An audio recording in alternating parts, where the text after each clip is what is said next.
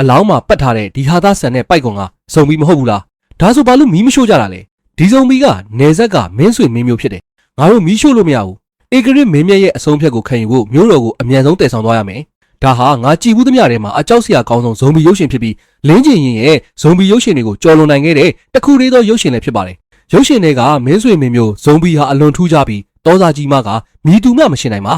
တော်ထွက်လာသည့်နေ့တစ်ပြိုင်နက်အစင်းမြင့်တာဝစီရတော်ချမ်းဟိုကိုကိုက်တက်ခဲ့ပါတယ်ဒါဆိုရင်သူကဘလောက်တောင်အစွမ်းထက်တာလဲကဲဇလန်းစီသွားရအောင်ငါဇုံဘီကိုက်တာမခံနိုင်ဘူးဆိုပြီးဆရာတော်မူကအလောင်းကိုတယောက်တည်းဦးဆောင်ခေါ်ဆောင်လာခဲ့တယ်ဒါပေမဲ့လူသူကင်းမဲ့တဲ့တောအုပ်စီရောက်တဲ့အခါလမ်းကချိုင်းခွက်တွေနဲ့တွားရခက်ခဲလုံးလှပါတယ်ပိုဆိုးတာကတစ်ပင်ကြိုးတစ်ခုကလမ်းကိုပိတ်ဆို့နေတယ်တဖြောင်တည်းပဲတွားတတ်တဲ့ဇုံဘီအတွက်တော့ဒါဟာအလွန်ခက်ခဲပါတယ်ဆရာတော်မူကသူ့ကိုယ်သူစံပြလုပ်ပြခဲ့ရတယ်အာဖျားသခင်တိတ်နာတာပဲဒီလိုအတိညာမရှိတဲ့ဇုံဘီအုပ်စုကိုကြည့်ရင်ဆရာတော်မူကသူ့ကိုယ်သူတနာမိသွားတယ်မောရှန်ကိုင်းရဲ့ဂုံသေးရှိခေါင်းဆောင်တယောက်အနေနဲ့သူဟာဒီအဖွဲ့ကိုဒီလောက်ကြိုးကြိုးဆဆဦးဆောင်မနေသင့်ပါဘူးဒါကြောင့်ဆရာတော်မူကဖားတကောင်ကိုဖမ်းခေါင်းဆောင်ရဲ့ယူနီဖောင်းကိုဖားပါဆက်ထဲထည့်ပြီးဇုံဘီကိုဖားနဲ့အတူခုံပေါက်စေခဲ့ပါတယ်ကဲဒါနဲ့ပဲဆရာတော်မူကဇုံဘီတွေကြားမှာထိုင်ပြီးအလကားလိုက်ပါသွားခဲ့တယ်ဒါပေမဲ့အဲ့ဒီအချိန်မှာမြေခွေးဝိညာဉ်မလေးကတိတ်တဆိတ်နောက်ကလိုက်လာပြီးသူ့ရဲ့လက်စွပ်ရှည်ကြီးနဲ့ဇုံဘီတကောင်ကိုဆွဲယူကအာဟာရဖြစ်စေမဲ့စွပ်ပြုတ်လို့တော့ဖို့ကြံရွယ်ခဲ့ပါတယ်ဒါပေမဲ့ဆရာတော်မူကချက်ချင်းရိပ်မိသွားတယ်အလောင်းကိုပြန်လို့ဖို့သူ့နောက်ကိုချက်ချင်းလိုက်ခဲ့ပါတယ်မြေခွေးဝိညာဉ်မလေးမှာကြင့်ကြံခြင်းနှစ်ပေါင်းရာချီရှိနေပေမဲ့ဆရာတော်မူရဲ့ရှေ့မှာတော့ကလေးကစားစရာပရွဲစိတ်များတာဖြစ်ပါတယ်မြေခွေးဝိညာဉ်မလေးဟာဆရာတော်မူရဲ့အစွမ်းကြောင့်ခင်းချင်းမရအောင်အားနေသွားပေမဲ့ဇုံဘီစွပ်ပြုတ်အတွက်တော့အရာအားလုံးကိုယဉ်နီဖို့အသင့်ဖြစ်နေခဲ့ပါတယ်မြေခွေးဝိညာဉ်မလေးဟာပိုရှန်နေတဲ့အဝတ်အစားတွေကိုချွတ်ပစ်လိုက်ပြီးပြည်ပြစ်စွာဆင်းသက်ကသူ့ရဲ့ဆွဲဆောင်မှုမန်နီယာကိုအသုံးပြုလိုက်ပါတယ်ဒီအချိန်ဒီမှာဆရာတော်မူရဲ့အသက်ရှူတန်တွေဟာချက်ချင်းကစင်ကလေးဖြစ်သွားခဲ့ပါတယ်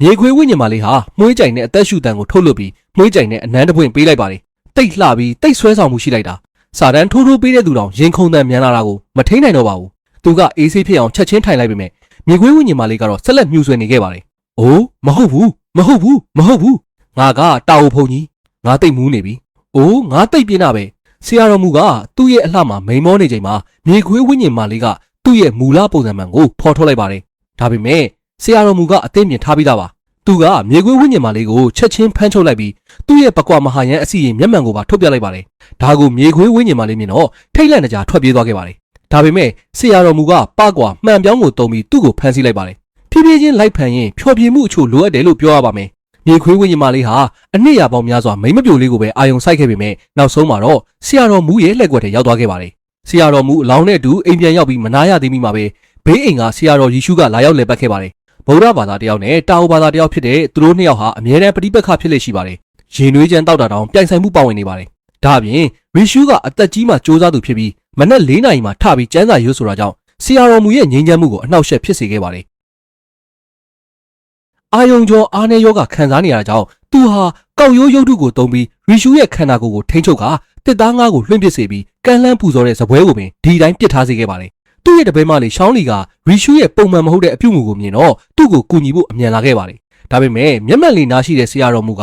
ရီရှုရဲ့ဆုံးမဩဝါဒတွေကိုဆက်လက်ပြုလုပ်စေပြီးသူ့ရဲ့တပည့်မလေးရှေ့မှာယူသွတ်တယ်လို့ဖြစ်စေခဲ့ပါတယ်ပိုဆိုးတာကသူ့ရဲ့သွားတွေကိုဇာကနာနဲ့ဆွဲနှုတ်ခဲ့ပါတယ်နောက်ဆုံးမှာရှောင်းလီကဝင်ရောက်ဆွတ်ဖက်ပြီးဆရာတော်မူရဲ့မန်တရားကိုခွဲထုတ်ဖို့ငွေအပ်တွေနဲ့စိုက်ခဲ့ပါတယ်ဒါပေမဲ့ရီရှုကလည်းအရှုံးမပေးခဲ့ပါဘူးသူဟာဆရာတော်မူရဲ့အိမ်ကိုသွားပြီးလက်စားချေဖို့ကြိုးစားခဲ့ကမှန်တစ်ချက်ကိုထုတ်ပြီးလှည့်ပတ်လိုက်ပါတယ်ဆရာတော်မူကိုလှုပ်မရအောင်လှုပ်လိုက်ရုံနဲ့မကပဲသူ့ရဲ့ပုံရိပ်ကိုဖမ်းယူပြီးအယုတ်ပေါ်မှာပုံနှိပ်လိုက်ပါတယ်ဒီလိုနဲ့အယုတ်ကဘာလို့ဆရာတော်မူကလည်းထိုအတိုင်းလိုက်လို့ရတော့တာပါရှောင်းလီကရက်ဆက်စွာနဲ့အယုတ်ရဲ့ခေါင်းမှာရန်တိုင်းတစ်ချောင်းဆိုင်လိုက်ပြီးရှောက်မလုံးနဲ့တော့မကောင်းတာတစ်ခုခုဖြစ်လိမ့်မယ်လူတယောက်သေသွားနိုင်တယ်မြန်ကူညီပါမဟုတ်ဘူးလို့ကြိမ်းမောင်းလိုက်ပါတယ်ရီရှုရဲ့ကယူနာတရားသာမပါရင်ရှောင်းလီကဆရာတော်မူကိုကောင်းကင်ဘုံစီပို့ပေးလိုက်တော့မှာပါနောက်ဆုံးမှာဆရာတော်မူကအ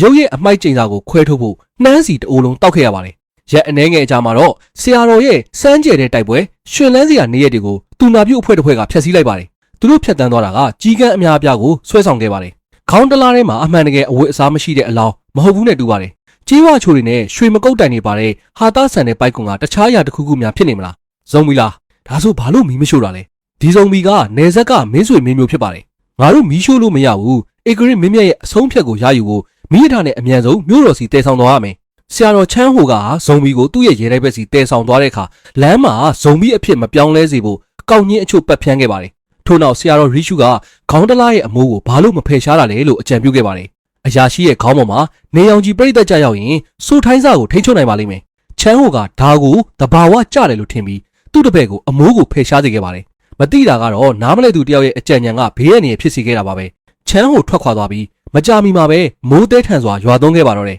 အမိုးရဲ့အကာအကွယ်မရှိတော့တဲ့အတွက်မင်းနဲ့ဂျိုးတွေအမြန်ပဲခြောက်သွေ့သွားခဲ့ပါတယ်ဆရာတော်ချမ်းဟိုကခေါင်းတလားကိုတဲအတွင်းဆွဲသွင်းပြီးမင်းနဲ့ပြန်တုံနိုင်ဖို့မိမစိုးအရာရှိထံအမြန်စီရင်ခံခဲ့တယ်ဒါပေမဲ့မိမစိုးအရာရှိကမင်းသားလေးရဲ့ခေါင်းတလားဟာအမုံမြတ်ဆုံးအရာဖြစ်ပြီးဘာကူမှကြောက်စရာမလိုဘူးလို့ထင်မှတ်ခဲ့ပါတယ်ဒါပေမဲ့အဲ့ဒီအချိန်မှာမင်းနဲ့ဂျိုးတွေကမိုးရေနဲ့ပါသွားခဲ့ပြီဖြစ်ပါတယ်ချန်ဟိုကခေါင်းတလားကိုတဲတဲ့အမြန်တွန်းသွင်းစေခဲ့တယ်ဒါပေမဲ့အဲ့ဒီအချိန်မှာပဲကောင်းငင်မှာလျှက်စီးချောင်းကြီးရုတ်တရက်ပစ်ချလိုက်ပါတယ်ဘာဖြစ်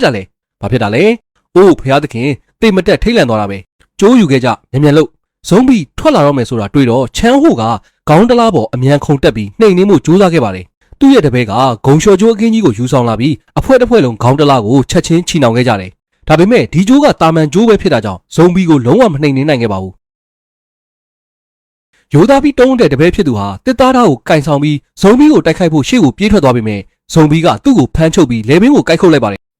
နှစ်ပေါင်းများစွာငမွတ်နေခဲ့တဲ့ဇုံဘီဟာသွေးရဲ့အရာသာဘလောက်ကောင်းကြောင်နောက်ဆုံးမှာသိရှိသွားခဲ့ပါပြီသူဟာခေါင်းတလားကိုချက်ချင်းမှောက်ခုံလှန်ပစ်လိုက်ပြီးတပည့်ဖြစ်သူကိုပွေဖက်ကအတွင်းထဲမှာပုံအောင်ရင်အရသာရှိတဲ့သွေးပွဲတော်ကိုတုံးဆောင်ခဲ့ပါတယ်။သူတို့၄ယောက်ခေါင်းတလားကိုမြှောက်လိုက်တဲ့အချိန်မှာတော့ဇုံဘီဟာစွမ်းအားတွေအပြည့်အဝရရှိသွားခဲ့ပြီဖြစ်ပါတယ်။ချမ်းဟိုကကြောက်တုံးတွေကိုလှိမ့်ရင်အမြန်အေးအေးယူဆောင်ရွက်ခဲ့ပါတယ်။တာဝုတ်ချင်းစင်နဲ့ဆရာတော်ရဲ့အစွမ်းအမှုပေါ်ပေါင်းစပ်မှုအောက်မှာဇုံဘီကိုယာယီထိန်းချုပ်နိုင်ခဲ့ပါတယ်။ချမ်းဟိုကသူ့ရဲ့တစ်သားဓာတ်ကိုအမြန်ဆွဲထုတ်လိုက်ပေမဲ့ဒီဇုံဘီကမြင့်မြတ်ပြီးထက်မြက်လွန်းလာပါတယ်။တာမန်လူတွေရဲ့ပစ္စည်းတွေဟာသူ့အတွက်တော့ဆွေးမြေ့နေတဲ့တစ်သားများသာဖြစ်ပါတယ်။ချမ်းဟိုရဲ့တန်မာတဲ့ခြေလမ်းနေတာမရှိရင်သူဟာဇုံဘီရဲ့တက်ဖြတ်ခြင်းကိုခံရပြီးသားဖြစ်နေမှာပါချမ်းဟိုလွတ်မြောက်ခဲ့ပေမဲ့ဇုံဘီရဲ့ကုတ်ချစ်ခြင်းကိုခံလိုက်ရပါတယ်ချမ်းဟိုကဒိုင်ယာဘော်ကိုကောက်ညင်းနဲ့အမြန်လူးနေပေးခဲ့တယ်ကောက်ညင်းကစိုးထိုင်းစားနဲ့အစိတ်တွေကိုစုပ်ယူပေးနိုင်ပြီးတေချာမကုသရင်ချမ်းဟိုလည်းဇုံဘီအဖြစ်ပြောင်းလဲသွားမှာဖြစ်ပါတယ်ဒါပေမဲ့ချမ်းဟိုဒိုင်ယာကိုကုသနေချိန်မှာပဲဇုံဘီကရုတ်တရက်ထွက်ပေါ်လာပြီးတပည့်၃ယောက်လုံးကိုဆွဲခေါ်ကကောင်းငင်ဘော်ကနေပစ်ချလိုက်ပါတယ်ဇုံဘီရဲ့ကြောက်စရာကောင်းတဲ့အစွမ်းကိုမြင်တော့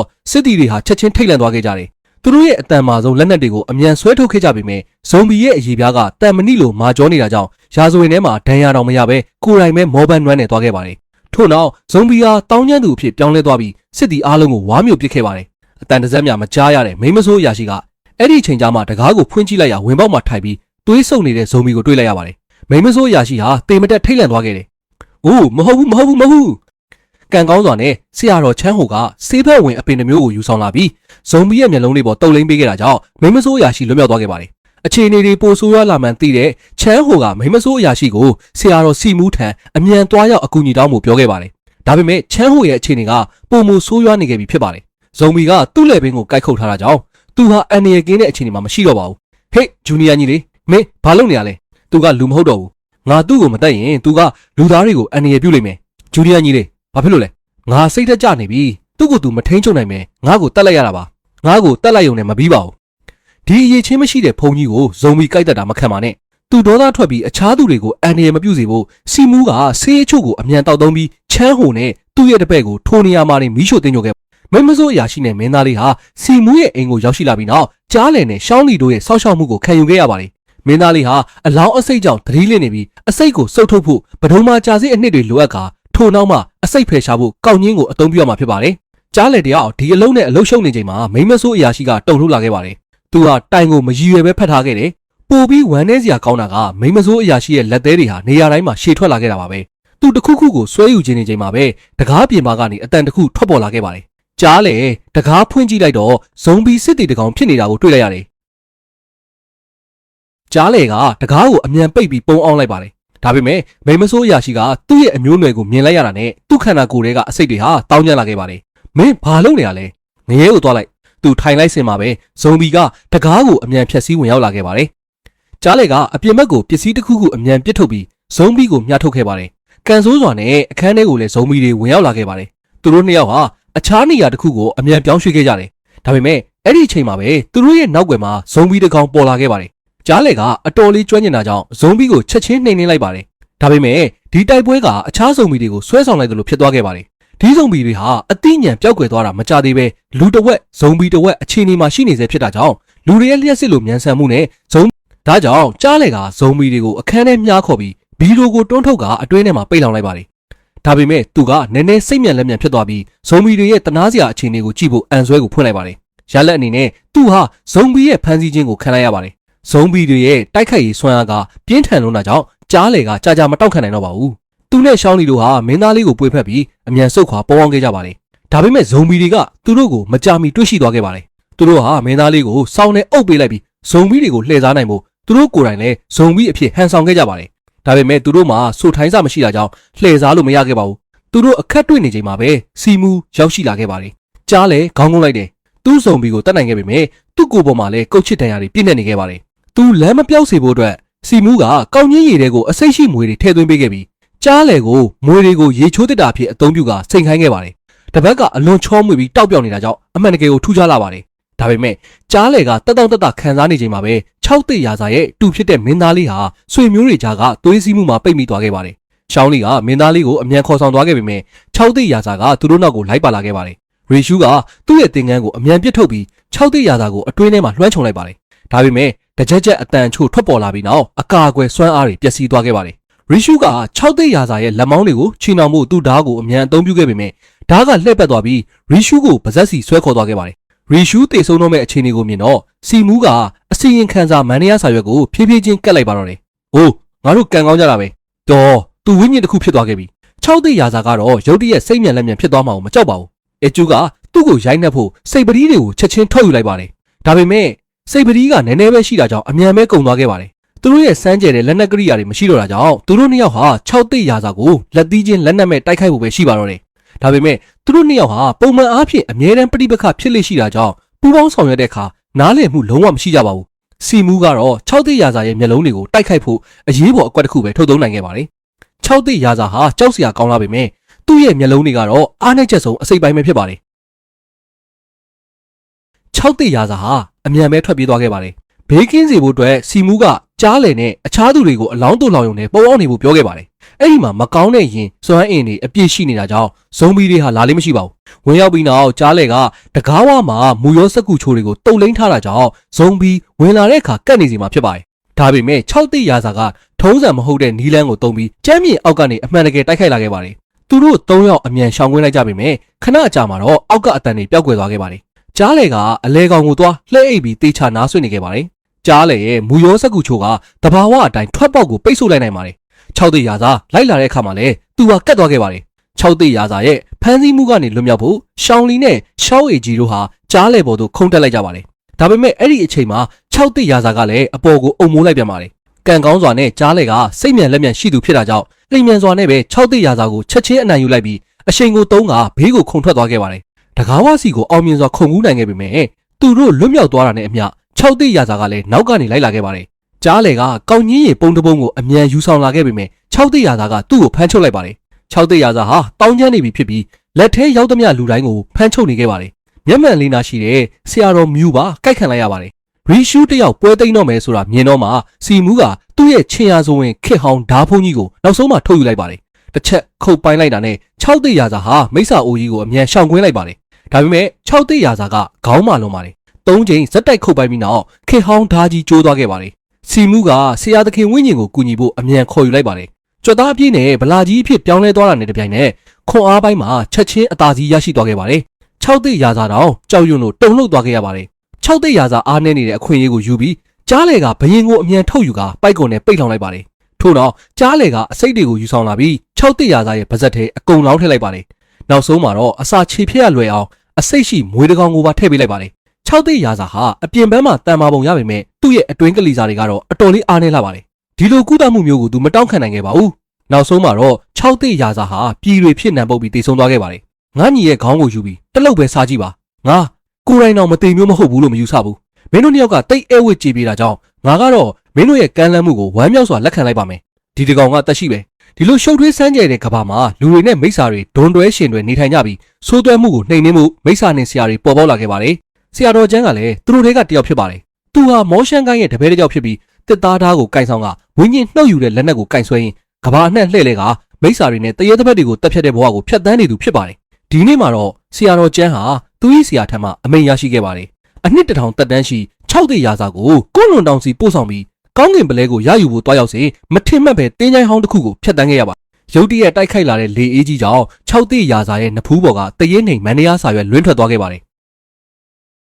မန်နီယာစာရွက်ရဲ့နှိမ်နှင်းမှုမရှိတော့တာကြောင့်6သိရာစာဟာနိုးထတော့မလို့ဖြစ်သွားခဲ့တယ်ကံကောင်းစွာနဲ့လျင်မြန်စွာတုံ့ပြန်ပြီးမန်နီယာစာရွက်ကိုပြန်လဲကပ်ပေးလိုက်နိုင်ပါတယ်မကောင်းတဲ့လေပြင်းတွေပျောက်ကွယ်သွားပြီးနောက်မလန်မကန်းမှာတကောင်ကျွတ်တစ်သားတဲလေးတစ်လုံးပေါ်လာခဲ့ပါတယ်တနေကုန်ခီးသွားထားတာကြောင့်မောပတ်နေတဲ့ကျန်းကျန်းရှိကညက်အိတ်ညစ်နေတဲခိုခွင်တောင်းဖို့ဆုံးဖြတ်လိုက်ပါတယ်သူတကားကိုတွန်းဖွင့်လိုက်တဲ့အခါမီးဖို့ရှိမှထူးဆန်းတဲ့ပုံစံရှိတဲ့အမျိုးသား2ယောက်ထိုင်နေတာကိုတွေ့လိုက်ရတယ်သူတို့ကဟင်းချက်ဖို့မီးမွေးနေကြတာပါငါညီမင်းဘာသချင်းဆိုနေတာလဲလို့မေးပြသည်ထောပတ်တီးတဲ့ကမန်တိုင်းဆိုတာကရောဘာလဲဒါကတန့်ရှင်သောဆရာတော်ရဲ့တခြင်းပါမောရှန်ကိုင်းကဖြစ်ပါတယ်ဒါဆိုမင်းကမောရှန်ကိုင်းကတန့်ရှင်သောဆရာတော်ပေါ့ဆရာတော်ကျန်းကတဲခုခွင်တောင်းဖို့လာတာကိုသိရတဲ့အခါအဲ့ဒီ2ယောက်ကလွယ်လွယ်ကူကူပဲသဘောတူခဲ့ပြီးညစာစားဖို့ပဲနှွေးထွေးစွာဖိတ်ခေါ်ခဲ့ကြပါတယ်ထို့နောက်သူတို့ကအိုးဖုံးကိုမလိုက်တဲ့အခါအတွင်းမှာငါးပွင့်ရာစားလို့ဆင်ရင်ထားတဲ့အသားဖြူဖြူအမျိုးသမီးငယ်တူလဲလျောင်းနေတာကိုတွေ့လိုက်ရပါတယ်ဆရာတော်ကျန်းကလုံးဝအံ့အားမသင့်ခဲ့ပါဘူးသူဝင်လာကလေးကအဲ့ဒီ2ယောက်စီကထွက်ပေါ်နေတဲ့မိစ္ဆာအရှိန်အဝါကိုခံစားမိခဲ့ပေမဲ့6သိရာစာကိုပို့ဆောင်ဖို့တာဝန်ရှိတာကြောင့်ဒုက္ခမရှာကျင်ခဲ့ပါဘူးပြဿနာတွေစတင်ဖြစ်ပွားလာခဲ့ပါတယ်မိစ္ဆာတွေတောင်းကျမ်းနေတာကိုမြင်တော့ကျန်းထန်းရှိကနောက်ဆုံးမှမအောင်နိုင်တော့ပဲဝင်ရောက်ဆွတ်ဖက်ခဲ့ပါတယ်သူ၏မြင်မာတော့တာအိုကျင့်စဉ်စွမ်းအားဖြင့်ကျန်းထန်းရှိကမိစ္ဆာ2ကောင်ကိုအနိုင်ယူခဲ့ပြီး2ကောင်လုံးကိုအမြန်တက်ဖြတ်လိုက်ပါတယ်ထို့နောက်သူကအိုးဖုံးကိုမှအမျိုးသမီးရဲ့ကြိုးတွေကိုဖြုတ်ပေးရင်းမကြောက်ဖို့နဲ့အသက်ကယ်တင်ပေးမယ်လို့ပြောခဲ့ပါတယ်ဒါပေမဲ့အမျိုးသမီးကကျေးဇူးကိုစီးပွားရှာကအခွင့်အရေးယူ၍ကျန်းထန်းရှိပေါ်သို့ဝိညာဉ်ခေါ်ဆိုမှုအမိုက်ကျိန်စာပြုလုပ်ခဲ့ပြီးသူ၏ဝိညာဉ်နှုတ်ယူလက်နက်ကိုခိုးယူကသူ့ကိုကန်ထုတ်လိုက်ပါတယ်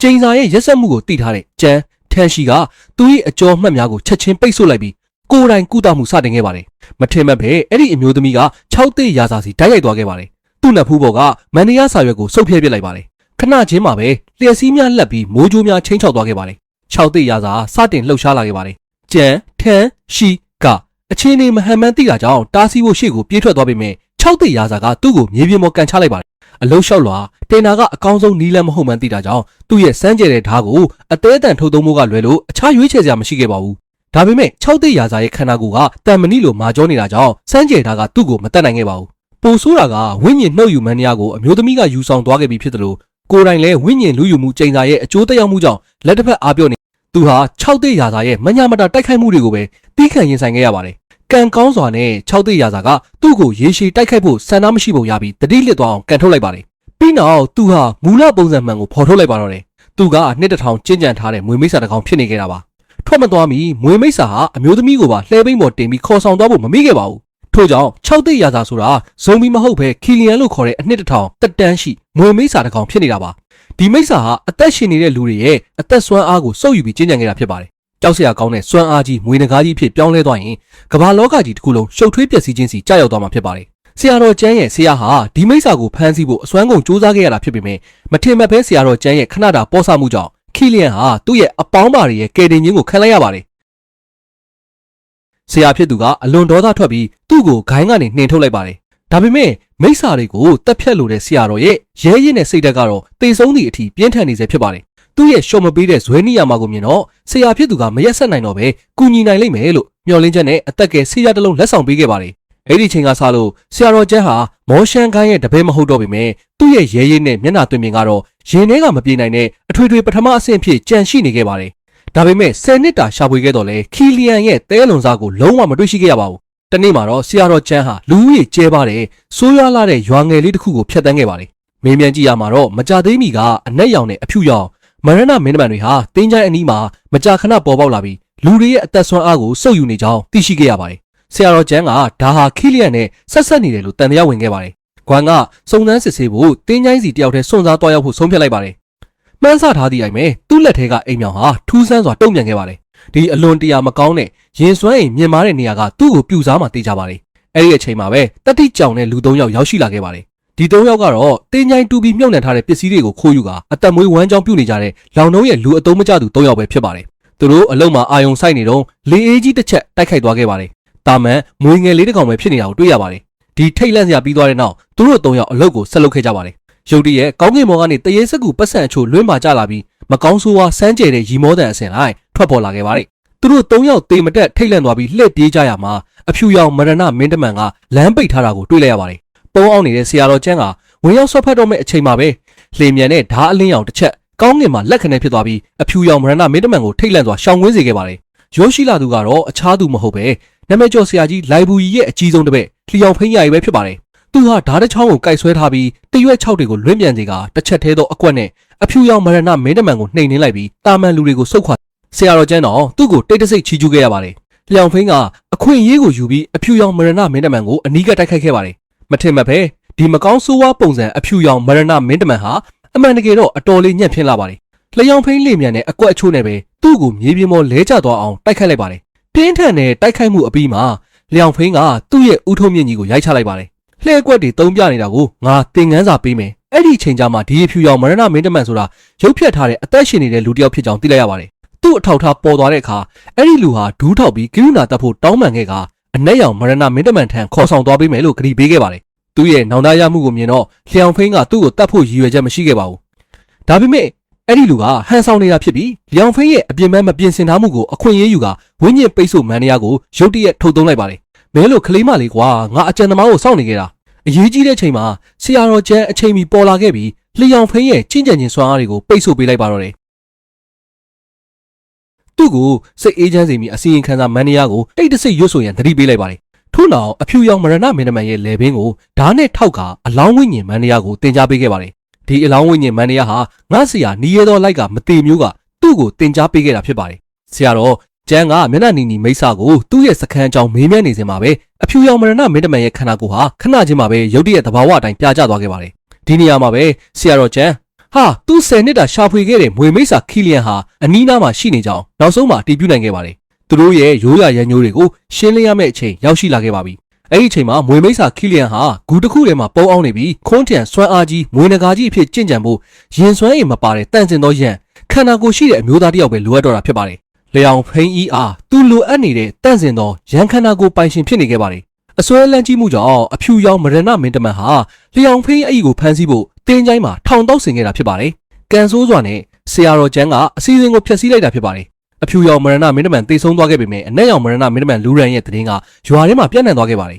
မိစ္ဆာကိုဂူထဲကနေမြားထုတ်ဖို့အတွက်လောင်ဖိန်းကိုင်းနဲ့လောင်တုံးရဲ့လူအသုံးမကျသူ၃ယောက်တို့ဟာအလောင်းပို့ဆောင်သူအဖွဲ့ဖြစ်ရုပ်ဖြတ်ခဲ့ကြပါတယ်ဆရာတော်ကျန်းကကြိုတင်ကာကွယ်တဲ့အနေနဲ့ဂွမ်ကျုံခေါင်းတလားထဲမှာပုံအောင်နေခဲ့ပါတယ်ထုံးစံတိုင်းပဲအဖွဲ့ဟာတစ်တောထုတတ်တဲ့အနက်ရှိုင်းသုံးစီရောက်ရှိသွားတဲ့အခါမိစ္ဆာလေးပြင်းထပ်မံတိုက်ခိုက်လာခဲ့ပါတယ်ကောင်းတဲ့လိုချင်နေတဲ့ရောင်ဖိန်းကြီးကတယောက်ချင်းရှင်ပြိုင်တိုက်ခိုက်ဖို့ရည်ရွယ်ပြီးခေါင်းတလားကိုမန်နီယာနဲ့ပိတ်ဆို့လိုက်ပါတယ်အနက်ရောင်မရဏမင်းတမန်ကကောင်းကင်ဘော်ကနေဆင်းသက်လာခဲ့ပြီးရောင်ဖိန်းရိုင်းကဓားကိုဆွဲထုတ်ကစတင်တိုက်ခိုက်ခဲ့ပါတယ်အဲဒီအချိန်မှာအတွင်းထဲမှာပိတ်မိနေတဲ့ဆရာတော်ကျန်းကတော့လူးလုံးလို့မူးဝေရောထွေးနေခဲ့ပါတယ်မင်းလိုကလေးမလေးငါ့ကိုအပြင်ထွက်ခွင့်ပေးသူကအော်ဟစ်လိုက်ပါတယ်အဲဒီအချိန်မှာလျောင်ဖိန်းနဲ့အနက်ရောင်မရဏမင်းတမန်တို့ဟာပြင်းထန်စွာတိုက်ခိုက်နေကြပါတယ်အနက်ရောင်မရဏမင်းတမန်ရဲ့စွမ်းရည်တွေကအဖြူရောင်မရဏမင်းတမန်ထက်အများကြီးတာလွန်ပေမဲ့လျောင်ဖိန်းရွက်ရတော့ပုံမထက်မြက်နေစေဖြစ်ပါတယ်ပွဲစဉ်အချို့ပြီးမှသူကမျက်နှာဖုံးကိုချွတ်လိုက်ရာအောက်မှာလှပတဲ့အမျိုးသမီးတစ်ယောက်ပေါ်ထွက်လာခဲ့ပါတယ်လျောင်ဖိန်းရဲ့ရင်ခုန်တန်တွေခဏချင်းမှာပဲမြန်ဆန်သွားခဲ့ပြီးချက်ချင်းသိမ်းဆည်းလိုက်ကပထမဆုံးမြင်ချင်းမှာပဲချစ်ကြိုက်သွားခဲ့ပါတယ်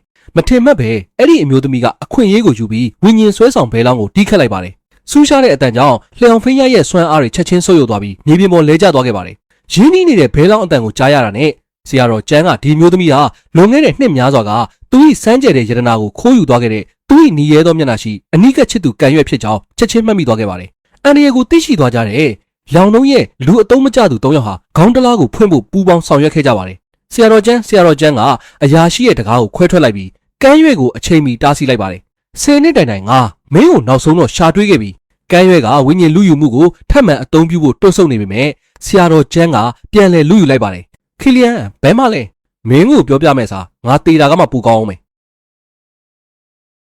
စစ်ဆေးမေးမြန်းမှုတွေကိုရင်ဆိုင်ရတဲ့အခါကမ်းရွက်ကဆက်လက်အလျှော့မပေးဘဲရှိနေခဲ့ပါတယ်ဆရာတော်ကျန်းဒေါသထွက်သွားပြီးဝိညာဉ်လူယူမှုကိုတုံးဖို့ချက်ချင်းကြိုးစားခဲ့ပါတယ်မထင်မှတ်ပဲလျောင်ဖိန်းရိုင်းကကမ်းရွက်အတွက်အကူအညီတောင်းခံခဲ့ပါတယ်အကူအညီမဲစွာနဲ့ဆရာတော်ကျန်းကစစ်ဆေးမေးမြန်းမှုသူ့ကိုနန်းတော်စီယာယီခေါ်ဆောင်သွားရုံမှာတပါအခြားရွေးချယ်စရာမရှိခဲ့ပါဘူးဒေသခံတတိကြီးဝမ်ရဲ့တားဖြစ်သူဟာမိစ္ဆာတကောင်ရဲ့တပ်ဖြတ်ခြင်းကိုခံခဲ့ရတာဖြစ်ပါတယ်မိစ္ဆာမလေးဖမ်းဆီးရမိကြောင်းသိရှိရပြီးနောက်လက်စားချေဖို့လူတွေကိုခေါ်ဆောင်လာခဲ့ပါတယ်လျောင်ဖိန်းရိုင်းကကမ်းရွက်ကိုကာကွယ်ဖို့ရှေ့ထွက်လာခဲ့ပါတယ်အဖွဲ့နှစ်ဖွဲ့စလုံးအကဲဆက်နေချိန်မှာပဲဆရာတော်ကျန်းကဝင်ရောက်ဆွတ်ဖက်ပြီးညှိနှိုင်းပေးခဲ့ပါတယ်ငါသူ့ကိုသုံးပြီးခီလီယန်ကိုမြှားထုတ်ချင်တာပါခီလီယန်ကမှတကယ့်တရက်ခန့်အစ်စ်ဖြစ်ပါတယ်ဒါကိုကြားတော့မှတထေးဝမ်းကနောက်ဆုံးမှလျှော့ပေးခဲ့ပါတယ်ဒါပေမဲ့အလှပမှာမျက်စိမှောင်တိကျနေတဲ့လျောင်ဖိန်းရိုင်းဟာကမ်းရွက်ကိုတိတ်တဆိတ်လွှတ်ပေးဖို့ကြိုးစားနေစင်မှာပဲ လျောင်နှုံးရဲ့လူအသုံးမကျသူ၃ယောက်ကိုတုံးပြီးဆရာတော်ကျမ်းကိုအဝေးစီမြားထုတ်စီခဲ့ပါတယ်။ကံကောင်းစွာနဲ့ဆရာတော်ကျမ်းကအချိန်မီသတိထားမိသွားပြီးလျောင်ဖိန်းရိုက်ကိုအပြင်ဘက်စီဆွဲထုတ်ခဲ့ပါတယ်။သူကနှာဘူးထနေတဲ့တတဝါငယ်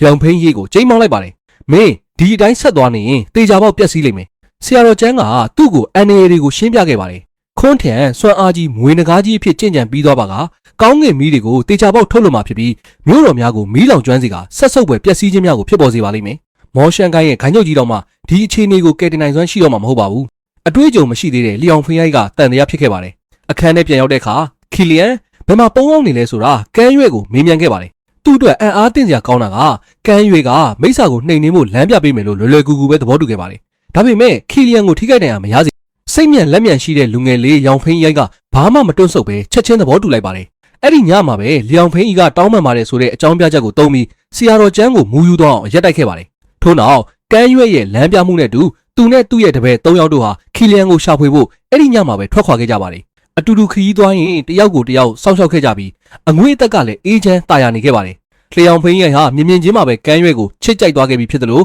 ခုချိန်မှာတော့သူ့အပေါ်ပိုလို့ပင်ဂယုစိုက်ပေးနေခဲ့ပါတယ်။ကမ်းရွက်မှာလည်းသူ့အပေါ်တန်ရောစင်တိုးပွားလာပုံရပါတယ်